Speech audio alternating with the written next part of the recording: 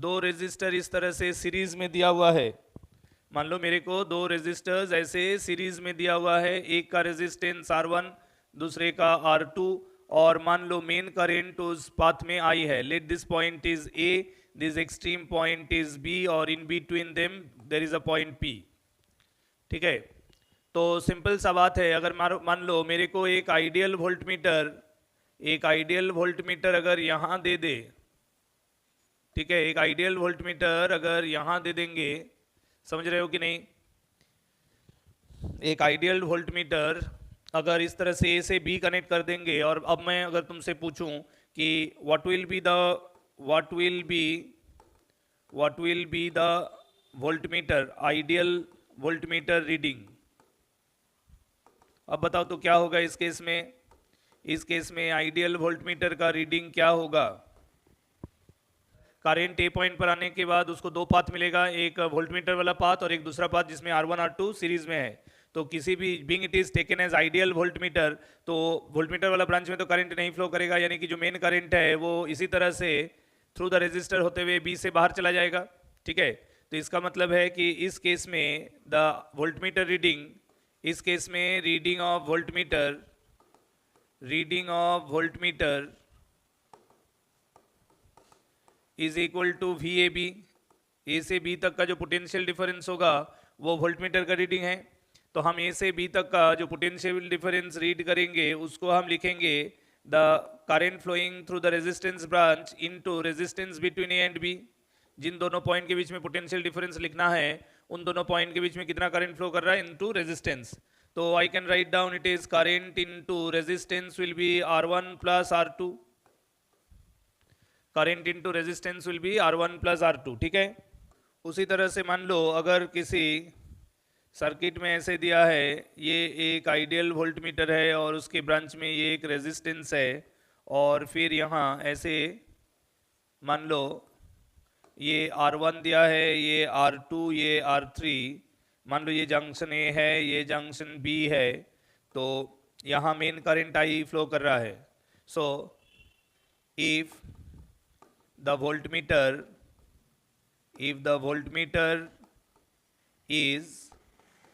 voltmeter is ideal, then find potential difference across R1 R2 and R3। ये जो diagram में मेरे को तीन रेजिस्टर्स दिख रहा है, तीनों के अक्रॉस पोटेंशियल डिफरेंस क्या होगा इन अ सर्किट, जबकि हम एक आइडियल वोल्ट मीटर अगर यूज कर रहे हैं तो। बोलो क्या होगा? What will be the volt meter reading across all three resistors now. ये तीनों रेजिस्टर्स के अक्रॉस वोल्ट मीटर रीडिंग अब हम कितना रिकॉर्ड कर पाएंगे? हम्म हम्म हम्म हम्म हम्म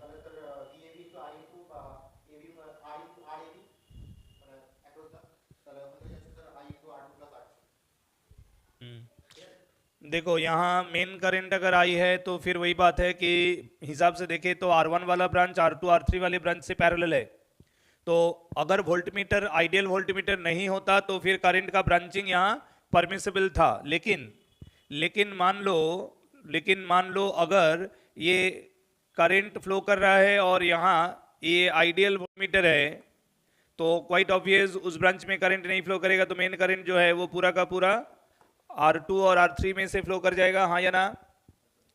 तो इस केस में जो है अक्रॉस R1, ठीक है, we can understand as per current distribution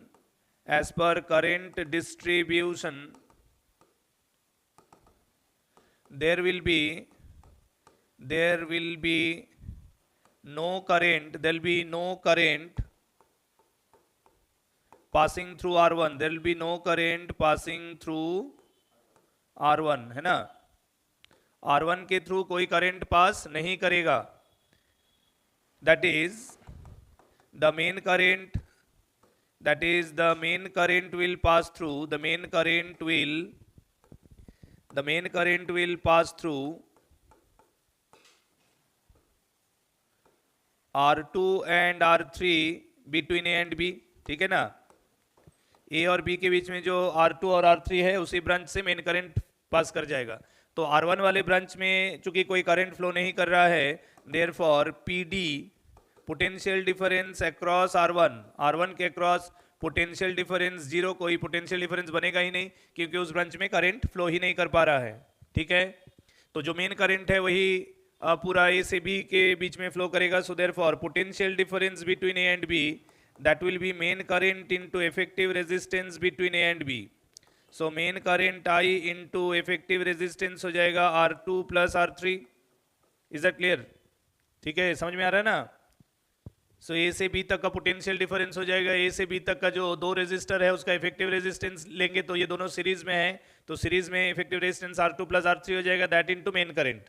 clear है। तो ये मेरे को ओवरऑल ए से बी का मिल गया, अक्रॉस R2 या अक्रॉस R3 तो नहीं मिला, समझे कि नहीं। अक्रॉस R2 या अक्रॉस R3 इंडिविजुअली तो इतना नहीं होगा, ये तो R2 R3 मिला के junction A to junction B का पोटेंशियल डिफरेंस ये वैल्यू होगा। तो इंडिविजुअली मैंने पूछा है individually PD across all three, तो एक तो R1 वाले ब्रांच में चूंकि करंट नहीं है तो इसलिए उसमें पोटेंशियल डिफरेंस नहीं होगा एज पर ओम्स लॉ, लेकिन हमारा R2 के अक्रॉस और R3 के अक्रॉस इंडिविजुअल वोल्टेज तो होगा, वो तो इतना नहीं होगा। ये तो दोनों के अक्रॉस जो वोल्टेज होगा उसका सम ऑफ वैल्यू इज दिस, ठीक है।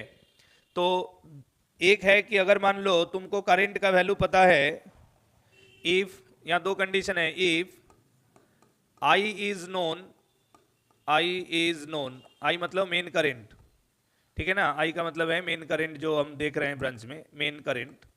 अगर I नोन है then PD across R2, then PD across R2, PD across R2 can simply be written current into R2, हाँ या ना।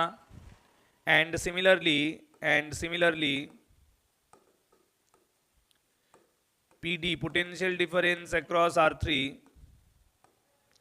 that is I into R3, potential difference across R2 हो गया I into R2, potential difference across R3 हो गया I into R3, समझ में आया। Provided if I know the current. लेकिन मान लो अगर मेरे को ये तब है इंडिविजुअली हम पोटेंशियल डिफरेंस लिख पा रहे हैं अगर मेरे को मेन करंट I पता है और इंडिविजुअल रेजिस्टेंसेस पता है तो, ठीक है। अच्छा, एक चीज मैं इसके पहले भी सिखाया था, वोल्टेज डिवीजन। जब दो रेजिस्टेंस के बीच में मान लो एक ऐसा दिया है कि रिवर्स प्रोसेस, मतलब इस जो प्रीवियस डिस्कशन किया उसका रिवर्स मान लो, ठीक है। रिवर्स कंडीशन दिया है कि एक जगह मान लो एक वोल्टमीटर दिया हुआ है और इस तरह मान लो दो रेजिस्टेंस दिया है, ठीक है। आर यू गेटिंग मी और नॉट। ये मान लो एक रेजिस्टेंस R1 है, ये R2 है। अब ये मेन करंट तो डेफिनेटली कुछ फ्लो कर रहा है, लेकिन कितना है मान लो नहीं पता, इट्स नॉट नोन नाउ। और ये आइडियल वोल्टमीटर है, ये आइडियल वोल्टमीटर ये दिया है, मान लो आइडियल वोल्टमीटर रीडिंग जब वो इस नेटवर्क में R1 R2 के अक्रॉस इस तरह से कनेक्टेड है, तो मान लो ये voltmeter reading is found to be V0, ठीक है। यानी कि V0 का मतलब है ये A से B तक का पोटेंशियल डिफरेंस है। तो हाँ, तो अब A से B तक का मेरे को पोटेंशियल डिफरेंस V0 पता चल गया, मेन करंट मेरे को नहीं पता है। अब अगर मैं यहाँ इस सिचुएशन में पूछूं find potential difference across R1 and R2, across R1 and R2, तब क्या लिखेंगे बोलो। Potential difference across R1 and R2 क्या लिखेंगे। अब मेरे को A से B तक का मान लो पोटेंशियल डिफरेंस पता है एज V0, जो कि मान लो हर सवाल में तो तुमको वोल्टमीटर रीडिंग नहीं पूछेगा, कहीं में उल्टा भी पूछ सकता है ना कि वोल्टमीटर रीडिंग दिया हुआ है across two resistors taken together which are in series, तो बताओ इंडिविजुअल के अक्रॉस कितना होगा, है ना। तो बताओ तो कैसे निकालोगे। यानी कि जो टोटल V0 है उसी का कुछ हिस्सा पार्ट R1 में, रेस्ट पार्ट R2 में होगा ना, कारण पोटेंशियल डिफरेंस सीरीज में algebraic sum of potential difference in series connection is equal to the net potential difference across their equivalent. देखो अच्छा, सीरीज में है इतना तो डायग्राम देख के पता चल रहा है कि यहाँ R1 R2 जो है वो सीरीज में है, हाँ हाँ या ना बोलो। R1 R2 सीरीज में है कि नहीं। I can write down here R1 and R2 are in series, right. तो जब दो रेजिस्टेंस सीरीज में होता है that means that is same current is flowing through them, same current is flowing through them, right? दोनों के through same current flow कर रहा है, तो दोनों के थ्रू अगर सेम करंट फ्लो करेगा, यानी कि ये जो भी अननोन, भले हमको करंट नहीं पता लेकिन जो भी है वो तो सेम है, तो इसका मतलब है between A and B I is constant, ठीक है? So therefore this implies that V is proportional to R.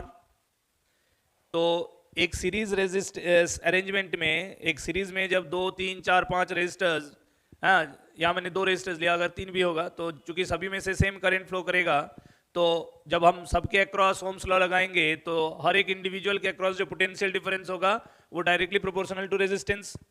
यानी कि अगर मेरे को मान लो ये पॉइंट हम P ले लिया, that is A to P which is the potential difference across R1, तो वो हो जाएगा उस दोनों पॉइंट के बीच में जो रेजिस्टेंस है, that divided by R1 plus R2 into the main voltage between A and B।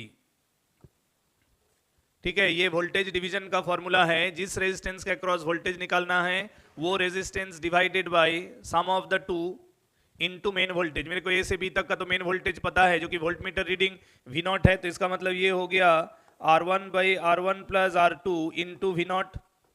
And similarly VPB जो होगा वो होगा R2 divided by R1 plus R2, series resistance होगा, तो सीरीज रेजिस्टेंस वाले ब्रांच में जो वोल्टेज, नॉन वोल्टेज का जो डिवीजन होगा वो इस फॉर्मूला से तुम इंडिविजुअल रेजिस्टेंस के अक्रॉस वो पोटेंशियल डिफरेंस कैलकुलेट कर सकते हो। यस और नो?